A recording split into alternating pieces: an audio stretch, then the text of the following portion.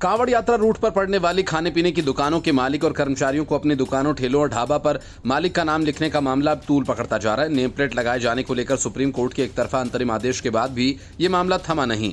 वजह यही कि अब कांग्रेस ने इस मामले में वोट बैंक की सियासत तेज कर दी है। कांग्रेस अब एक विशेष समुदाय के होटल, ढाबों, स्टॉल, दुकानों पर संविधान की प्रस्तावना लगाने की तैयारी कर रही है। तो दूसरी तरफ स्वामी यशवीर महाराज ने सभी छोटे बड़े दुकानों पर ओम लिखा भगवा झंडा और भगवान विष्णु के अवतार भगवान वाराह की मूर्ति लगाने का अभियान शुरू कर दिया।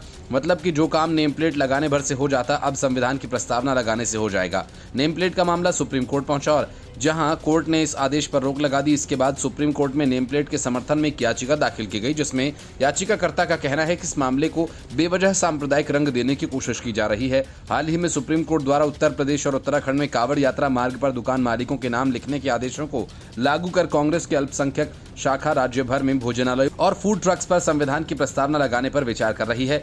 एक कांग्रेस नेता ने कहा कि ये कदम भाजपा की विभाजनकारी राजनीति का मुकाबला करेगा। कांग्रेस नेता का कहना है कि ये विचार हाल ही के लोकसभा चुनावों में विपक्षी खेमे के संविधान बचाओ अभियान की सफलता से आया है। राज्य के कई हिस्सों में अल्पसंख्यक कांग्रेस के नेताओं ने फल बेचने वालों को ठेले पर संविधान की प्रस्तावना की फोटो लगाई। पार्टी का कहना है कि कांवड़ यात्रा मार्ग पर पड़ने वाली दुकानों और दुकानदारों का नाम लिखने पर सीएम योगी का आदेश असंवैधानिक था। कांग्रेस नेताओं का कहना है कि अगर बीजेपी संविधान का सम्मान करती तो अब तक मुख्यमंत्री योगी आदित्यनाथ को पद से हटा देती।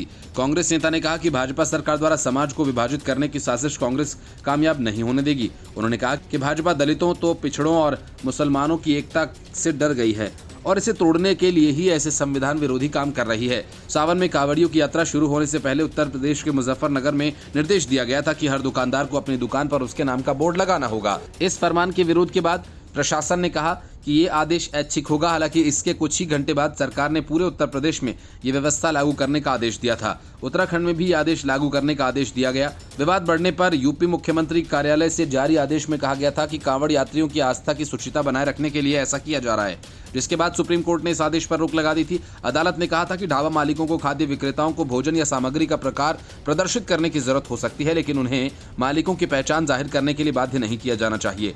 सर्वोच्च न्यायालय ने इस मामले में उत्तर प्रदेश और उत्तराखंड सरकार को भी नोटिस जारी किया था, जिसके बाद अब सुप्रीम कोर्ट में नेम प्लेट के समर्थन में एक याचिका दाखिल की गई है। याचिकाकर्ता सुरजीत सिंह यादव का कहना है कि नेम प्लेट लगाने का निर्देश शिव भक्तों की सुविधा को देखते हुए उनकी आस्था और कानून व्यवस्था को कायम रखने के लिहाज से दिया गया। दाखिल याचिकाओं में बेवजह इसे सांप्रदायिक रंग देने की कोशिश की जा रही है।